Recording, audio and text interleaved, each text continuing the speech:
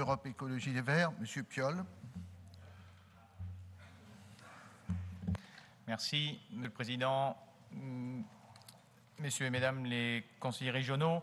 Nous entrons dans cette assemblée budgétaire avec en tête la gravité de la crise que nous vivons, avec en tête la désespérance des jeunes au chômage.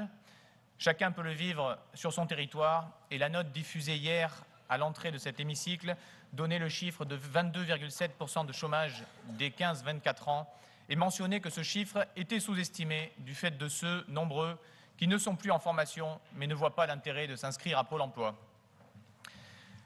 En tête, les 10% de nos concitoyens qui vivent sous le seuil de pauvreté, avec aussi en tête les crises sociales. Nous avions en décembre ici le plan social, les salariés de Sanofi qui étaient à nos portes.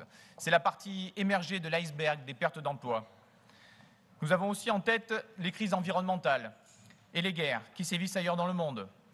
Crise environnementale avec la pollution de l'air qui est devenue palpable, touchable à Pékin avec les conséquences pour la santé, mais aussi à Lyon. En 2012, nous parlions au début de l'année des problèmes de pollution à Lyon et de ses conséquences pour les écoles notamment. Nous avons battu le record de jours de pollution à Lyon en 2012 comme dans d'autres villes de Rhône-Alpes. Avec en tête également, évidemment, la guerre au Mali, les guerres dans d'autres endroits du monde et leurs drames immédiats et les inquiétudes pour l'avenir.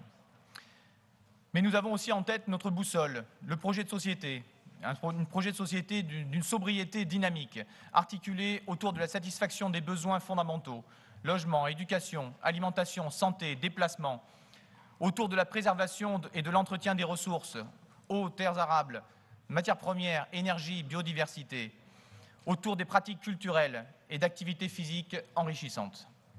Nous avons besoin de ce cap pour mener les grands et les petits combats du quotidien qui font avancer les choses.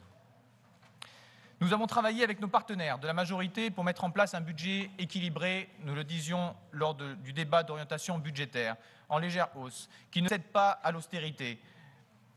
Nous avons été attentifs à conserver des crédits de fonctionnement, car ils sont la capacité d'action de la région, n'en déplaise au discours du groupe UDC à l'instant.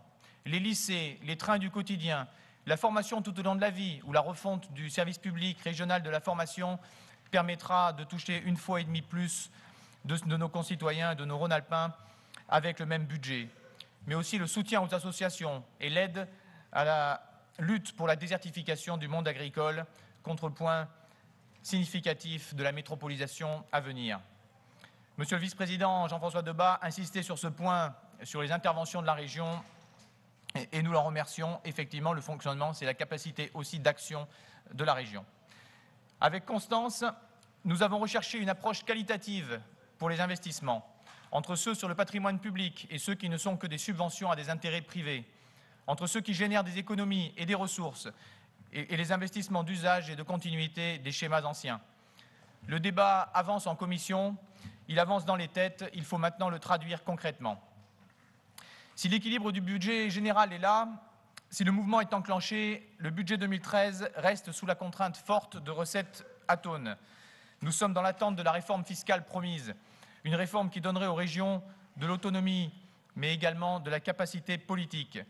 Une réforme qui ouvrirait aussi la porte à la fiscalité écologique et à plus de justice. Une réforme enfin qui simplifierait et rendrait plus lisible aux Rhône-Alpins leur contribution à l'action collective et à la solidarité. C'est l'occasion ici de rappeler que nous pourrions, à l'instar de la plupart des régions, saisir les marges que nous avons. Notre groupe avait proposé à l'automne 60 millions de recettes supplémentaires avec la surmodulation de la taxe sur les produits pétroliers.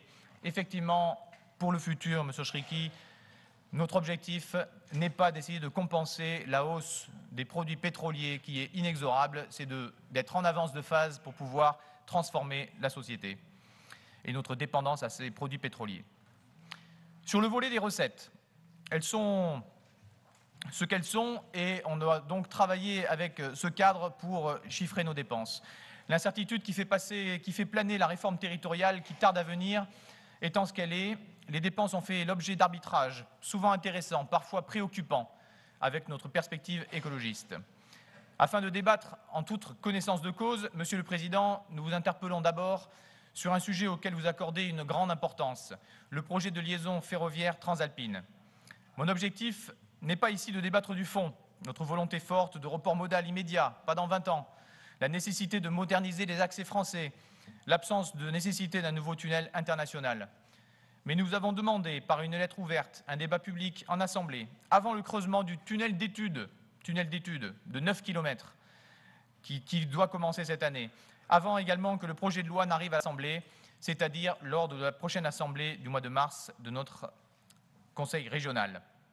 Non, mon interpellation porte sur un besoin de clarté.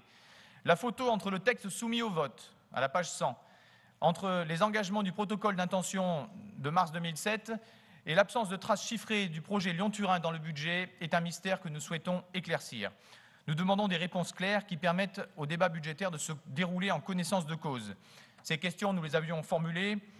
Quel sera le montant de la contribution de la région à la réalisation de la section française du projet Lyon-Turin dans le cadre de l'actualisation du protocole? Est-ce que c'est les 684 millions de 2007 ou est-ce qu'ils deviendront 900 millions? Quelle somme la région doit-elle encore verser au titre des études inscrites dans le grand projet du CPER 2007-2013, sachant que la partie française est désormais en attente d'une déclaration d'utilité publique?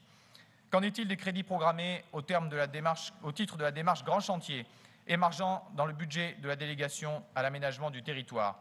Quels dispositifs ou autres lignes du budget régional seront-ils sollicités? Nous avons besoin de ces éclaircissements pour discuter en toute sincérité de ce budget. Fort de ces principes sur les recettes et les dépenses, nous proposons à l'Assemblée des amendements pour redéployer le budget des actions prioritaires. Notre but est de promouvoir l'emploi, la solidarité, l'environnement et la transition énergétique. C'est à l'intersection de ces objectifs que nous innovons. Le premier groupe d'amendements cohérents portera sur un prisme de la transition énergétique, dans un soutien d'urgence pour intensifier la lutte contre la précarité énergétique en augmentant les aides aux familles défavorisées pour entreprendre les travaux d'isolation. Ensuite, pour des initiatives fortes à appliquer dans les lycées, Madame la Vice-présidente, les 3 principes de la transition énergétique, sobriété, efficacité, énergie renouvelable. Le budget agricole permettait jusqu'à présent des actions efficaces pour chercher à endiguer la baisse du nombre d'exploitations et encourager le passage à des méthodes écologistes, notamment la bio. Au vu de l'urgence, les écologistes proposent de maintenir ce montant. Toutes les politiques du développement rural concourent à l'emploi agricole. Le développement, l'agriculture biologique, la relocalisation de la consommation alimentaire, le soutien à l'exploitation forestière durable également.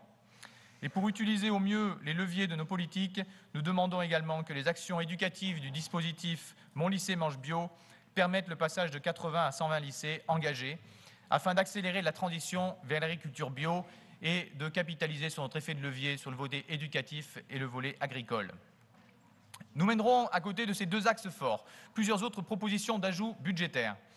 La solidarité, avec la tarification sociale dans les TER, pour donner accès à tous au train du quotidien. Cela fait suite à la délibération que le groupe écologiste avait portée l'an passé. L'écologie industrielle, avec le rôle que peut jouer la région pour faire émerger un futur au poumon économique de la vallée de la Maurienne, Rio Tinto-Alcan. L'équité, Elisa Martin en parlait tout à l'heure, pour les salariés du Conseil régional, par le respect de l'engagement d'alignement des régimes indemnitaires. La réaffirmation d'une innovation de dialogue entre l'université et son territoire, avec le rétablissement de l'appel à projet Université citoyenne et solidaire. Enfin, un coup de fouet au grand projet de voie vélo Via-Rona, un projet correspondant aux aspirations grandissantes pour un tourisme doux. Mesdames et Messieurs, le groupe écologiste proposera également un certain nombre d'amendements à la baisse pour pointer certains vieux réflexes ou certaines divergences de fond. Des grands projets coûteux et inutiles, comme les études pour la ligne TGV Paris-Orléans, Clermont-Lyon, dont on sait déjà qu'elle ne se fera pas. Pourquoi dépenser de l'argent?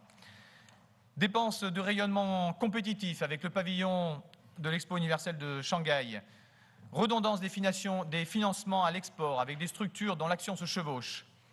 Financement également du colloque Biovision, ode à la biotechnologie et à cette industrielle, alors que le Conseil régional souhaite promouvoir dans son schéma le débat entre science et société. Nous signifions que ce budget est pour nous le dernier d'un vieux modèle. L'alternance politique à l'échelon national doit nous permettre d'aller plus vite et plus loin. Nous attendons ici un vrai débat sur le fond, sur les opportunités pour les politiques publiques. Il ne s'agit pas là de négocier quelques euros ici et là. L'équilibre global du budget ne sera pas modifié si l'ensemble de nos amendements étaient acceptés. Ils portent sur 1% de ce budget, donnent des capacités d'action et de levier importants et sont gagés sur les frais financiers surestimés cette année encore. Enfin, je conclurai en disant qu'à la lecture de l'ensemble des amendements déposés par l'Assemblée, nous avons bien deux visions bien marquées.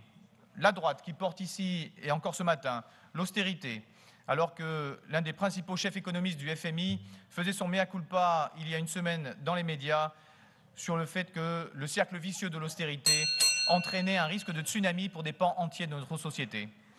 La majorité, au contraire, porte une ambition de l'action politique. Ces 2 jours de débat permettront de confronter ces deux visions. Merci. Merci. Je remercie les différents